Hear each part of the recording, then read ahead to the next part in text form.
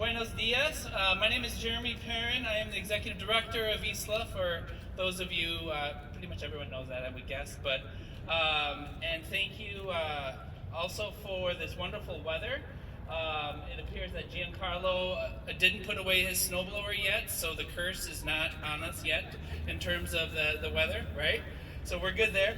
Welcome and thank you for coming, everyone. Mayor Hovland here, I'm not sure, members of the Edina City Council, City Manager Scott Neal and team, members of the school board, ISLA affiliated building company, PTO members, faculty, staff, parents, and as well as, of course, our representatives from RJM, LSE, Highland Bank, and of course, assemblies, and members of the press. Welcome and thank you for being here today. I know you all share my excitement today.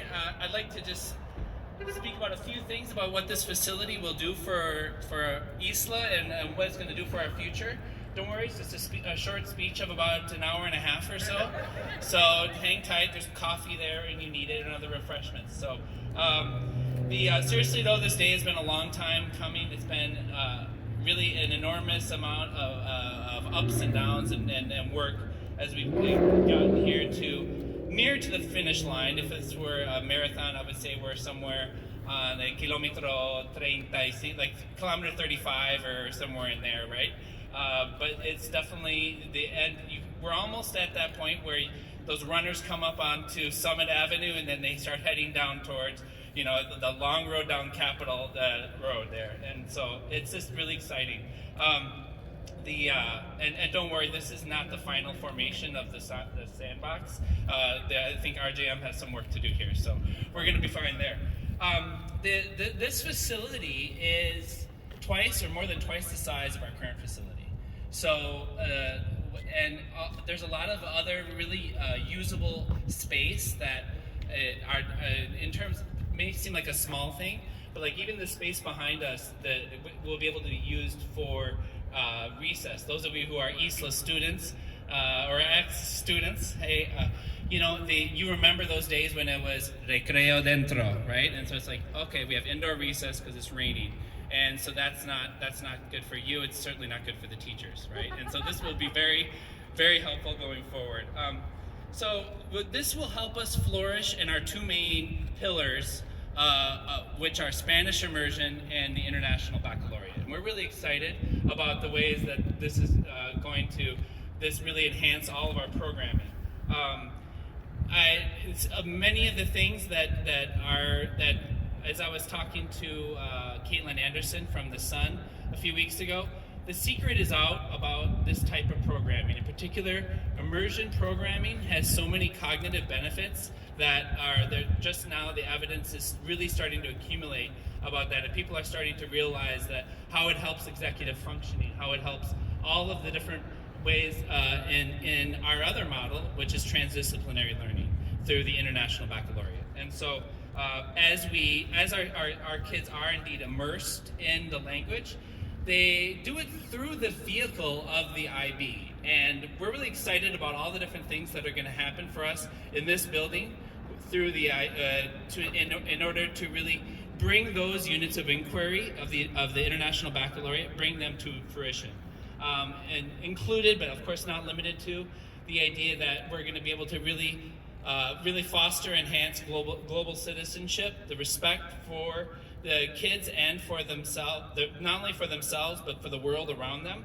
And to really hold true to, I do have a few mission statements I would like to read. And holding true to those, the first one is the IB mission statement. Holding true to that, which is basically how our mission statement came about, was by consulting this other mission statement. And the idea with the International Baccalaureate aims to develop inquiring, knowledgeable, and caring young people who help to create a better and more peaceful world through intercultural understanding and respect. To this end, the organization works with schools, governments, and international organizations to develop challenging programs of international education and rigorous assessment. And that's what we do. but one of the probably the more important parts of it, and more than ever in this day and age, I think, is the final sentence, which we all love, which is that these programs encourage students across the world to become active, compassionate, lifelong learners who understand that other people, with their differences, can also be right. Those are the kind of words that, like, in the hallways of ISLA, when we do talk about that, I wouldn't be corny, or I don't think I would be exaggerating to say that that does still bring chills to the teachers as we talk about it. And then we get into our actual mission, which is one of the best, or the best, mission statements I've ever seen. And I'm so proud to be part of this mission and this mission statement. ISLA K-6 Spanish Immersion Community empowers the whole child by nurturing the development of personal growth, strong character, academic excellence, and global vision. So how do we get there? We get there through our idea of reflection, through our ideas of inquiry. We get there through the end result, which is really, really evident at the end of our programming in the exhibition, and that's action. Kids learn to take principled action on all of these ideas, bring them all together, and the amazing part of all of this is they're doing it all in Spanish, right? So all of these principles, these concepts and practices will be fostered, enhanced, and increased in this new building. We'll be able to grow by 2 additional classrooms next year, for starters, and 1 more year per year in the years to come. We're also adding for the first time, we're starting a Spanish immersion instructional pre-K program. So early year learners can get introduced to the academic principles, but also bring their Spanish up to speed all through play. We'll have a real gym for once, right where you're standing right now. A space for students to play when it rains during recess, which I already talked about. A much larger and dedicated maker space, and an art room, a much more useful green space, larger music rooms with a separate orchestra and practice rooms, a larger and more vibrant media center, and spaces for video production, coding, and other computer arts. We'll have space for community education. We'll have space for all of those PTO meetings that they sometimes we have to juggle and fight for space for some of those things. Our classrooms are going to be bigger. As you can see, they're all going to have so much more light, which is a huge thing in this state for sure. And I know our faculty is really excited also about the new faculty lounge, which is we'll actually be able to accommodate all of us to have a cup of coffee at the same time, which hasn't ever happened. We can't be in there right now. So we're also excited to have a number of different breakout spaces. This may seem like a small thing, or no pun intended, but it is really a big thing. The idea that we're able to do the work that we do in RTI through the interventions and have all of those separate spaces to bring children up to speed in language and in mathematics is a huge thing. All of our service providers that come in for special ed will also have different dedicated spaces, so we won't have to have some of the scheduling nightmares that we have right now. In short, we will have a lot more space, and so that's great. But the actual design of it is what is really getting us all excited, because as you know, a building is just that, it's a building, right? And I think we really realized that during the pandemic.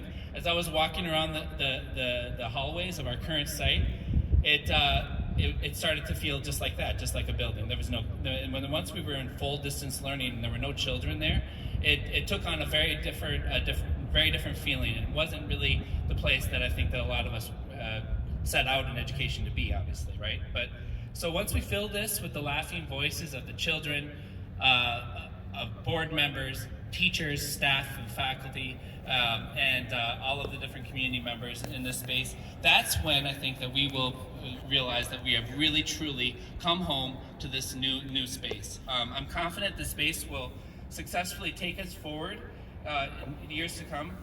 And so thank you all for coming today. I'm not going to name every single name because Maria just did the heavy lifting for me on that, but I would like to call out thank you especially to the ISLA building group, who we've been meeting every week for almost a year now, and that's a dedicated commitment and thank you for all of you playing hooky from your jobs at lunchtime during and to make that happen. I'd like to thank our legal representation by Mark and the others at Lathrop and the work that they did going forward. I don't know if that was mentioned by Maria. Okay, right. And then of course everyone else, members of I don't know if you know what an amazing school board we have, and how they are involved in so many different committees and so many facets of running the day-to-day operations of the school, and also the bigger and more visionary work. So thank you all very much for anyone on the ISLA board that's here today. Thank you to the facilities committee. You guys keep clapping and I'll just keep talking. Assembly, again, LSE, RJM, Highland, the city, all you staff members who have put up with me during this, thank you so much.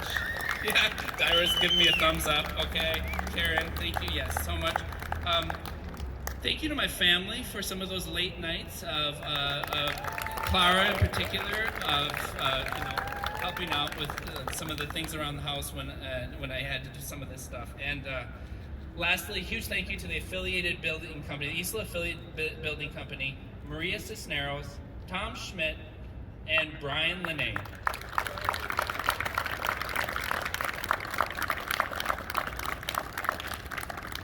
And I did mention assembly too. I don't know if I ran by that too fast. This last group, the ABC, really went the extra mile. Maria pointed out a little bit about Tom and some of the work that he's done. It's really astounding. There's a lot of other stuff that don't necessarily involve getting this building that he's been involved with as well. In particular, we're going to have all new technology. We're going to be really, really well wired with our E-rate. So thank you also for that, and all the work that you've done on the technology committee. Thank you so much, Tom. So thank you all, and welcome to the future home of ISLA, fall of 2021.